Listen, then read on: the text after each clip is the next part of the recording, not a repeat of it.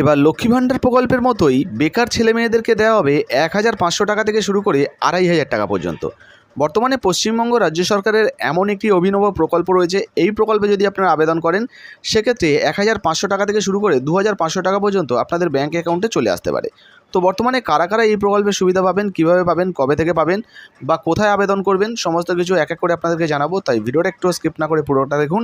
আপনি যদি আমাদের চ্যানেলে নতুন আসেন অবশ্যই চ্যানেলটিকে সাবস্ক্রাইব করে পাশের বেল আইকনটিকে অন করে রাখবেন। চলুন শুরু করা যাক। তো দেখুন বন্ধুরা, বলা হয়েছে এবার লক্ষ্য যুব, মাসে ২,৫০০ টাকা করে দেবে পশ্চিমবঙ্গ রাজ্য সরকার।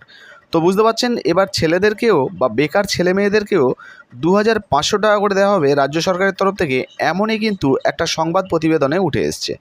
তো কি কি বলা হয়েছে চলুন এক এক করে আপনাদেরকে বিস্তারিত জানাবো। এই প্রতিবেদনটা আপনারা দেখতে পাচ্ছেন জুন মাসের ৫ তারিখ ২০২৪ কিন্তু প্রকাশিত হয়েছে। চলুন কি কি আপডেট রয়েছে সেটা আপনাদেরকে দেখিয়ে দিই। তো দেখুন বন্ধুরা, এখানে পরিষ্কারভাবে বলা হয়েছে কেন্দ্রীয় সরকারের মতোই রাজ্য সরকারের তরফ থেকেও পশ্চিমবঙ্গে চালু করা হয়েছে একগুচ্ছ জনকল্যাণমূলক প্রকল্প। রাজ্যের মুখ্যমন্ত্রী মমতা বন্দ্যোপাধ্যায়ের উদ্যোগে ইতিমধ্যে রাজ্যে একাধিক প্রকল্প দেশের গণ্ডি ছাড়িয়েছে, ইতিমধ্যে স্বীকৃতি পেয়েছে আন্তর্জাতিক স্তরেও।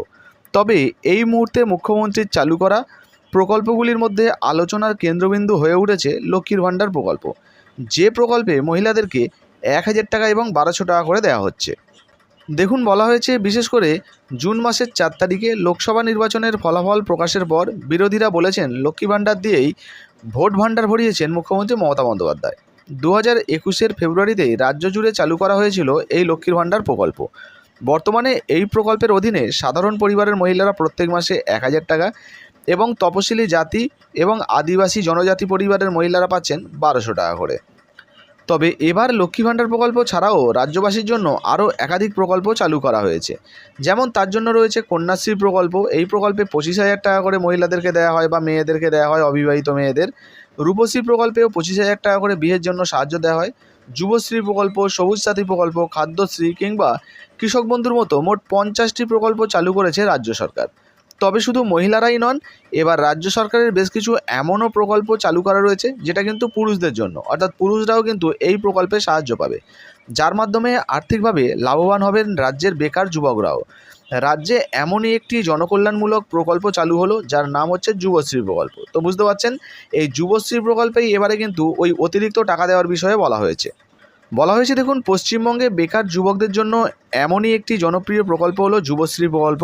এই প্রকল্পের মাধ্যমে চাকরি না পাওয়া পর্যন্ত রাজ্যের বেকার যুবকরা ভাতা হিসাবে মাসে ১,৫০০ টাকা থেকে সর্বোচ্চ ২,৫০০ টাকা পর্যন্ত আর্থিক সহায়তা পাবেন। তো বুঝতে পারছেন, যুবশ্রী প্রকল্পে ছেলেদেরকে বা বেকার ছেলে মেয়েদেরকে ১,৫০০ টাকা থেকে শুরু করে ২,৫০০ টাকা পর্যন্ত আর্থিক সহায়তা দেওয়া হবে রাজ্য সরকারের তরফ থেকে, এমনই কিন্তু এই প্রতিবেদনে বলা হয়েছে।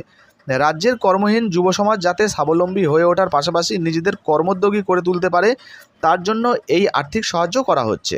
এবার প্রশ্ন হচ্ছে কারা এই প্রকল্পের সুবিধা পাবেন।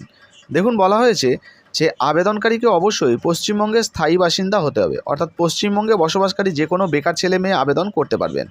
বলা হয়েছে দেখুন, আবেদনকারীকে কর্মহীন এবং ন্যূনতম সবথেকে কম অষ্টম শ্রেণী পাস হতে হবে। এমপ্লয়মেন্ট ব্যাংকে আবেদনকারীর নাম নথিভুক্ত থাকতে হবে। তো আপনাদেরকে জানিয়ে দিই, যারা যারা এখনও পর্যন্ত আবেদন করেননি, আপনারা কিন্তু employmentbank.wb.gov.in এই ওয়েবসাইটের মাধ্যমে অনলাইনে কিন্তু এই প্রকল্পের মাধ্যমে আবেদন করতে পারবেন। আগে কিন্তু এই প্রকল্পে আবেদন করতে কাগজপত্র গিয়ে জমা করতে হচ্ছিল অফিসে, তবে এখন আর করতে হয় না, সমস্তটাই কিন্তু অনলাইনে গ্রহণযোগ্য। পাশাপাশি বলা হয়েছে দেখুন, আবেদনকারী যে বছর আবেদন করবেন সেই বছরের এপ্রিল মাসের ১ তারিখ থেকে আবেদনকারীর বয়স সর্বনিম্ন ১৮ বছর এবং সর্বোচ্চ ৪৫ বছরের মধ্যে হতে হবে, তবেই কিন্তু আবেদন করা যাবে। আর সেই সঙ্গে বলা হয়েছে দেখুন, তবে পরিবার পিছু যে কোনো একজনকে এই প্রকল্পের সুবিধা দেওয়া হবে, অর্থাৎ পরিবারের যে কোনো একজন সদস্য কিন্তু এই প্রকল্পের সুবিধা পাবেন।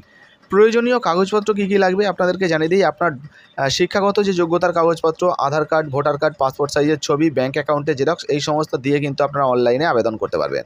অনলাইনে কীভাবে আবেদন করবেন এর উপরে ভিডিও আমাদের বানানো রয়েছে, আপনারা চাইলে কিন্তু দেখে নিতে পারেন।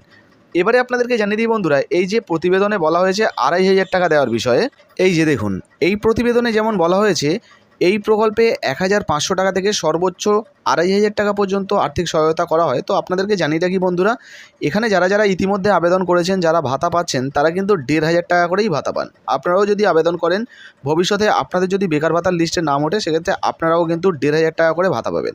ইতিমধ্যে এই প্রকল্পে আপনি আবেদন করেছেন কিনা অবশ্যই নিচের কমেন্ট বক্সে কমেন্ট করে জানাবেন। আর যদি করে থাকেন, ভাতা যদি পেয়ে থাকেন, তাহলে কত টাকা করে পাচ্ছেন সেটাও কিন্তু নিচের কমেন্ট বক্সে কমেন্ট করে জানাবেন। ভিডিও ভালো লাগলে ভিডিওতে একটি লাইক দিয়ে ভিডিওটা ফেসবুকে হোয়াটসঅ্যাপে বেশি বেশি করে শেয়ার করবেন। ফেসবুক থেকে দেখলে আমাদের পেজটা ফলো করতে ভুলবেন না। ধন্যবাদ।